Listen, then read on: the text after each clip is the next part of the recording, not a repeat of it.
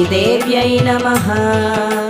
कदम्बवनचारिणीं मुनिकदम्बकादम्बिनीं नितम्बजितभूधरां सुरनितम्बिनी सेवितां नवाम्बुरुहलोचनाम् अभिनवाम्बुदश्यामलां त्रिलोचनां कुटुम्बिनीं त्रिपुरसुन्दरीमाश्रये।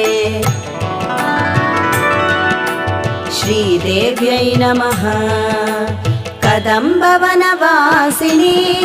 कनकवल्लकीधारिणीं महार्हमणिहारिणीं मुखसमुल्लसद्वारुणीं दयाविभवकारिणीं विशदलोचनीं चारिणीं त्रिलोचनां कुटुम्बिनीं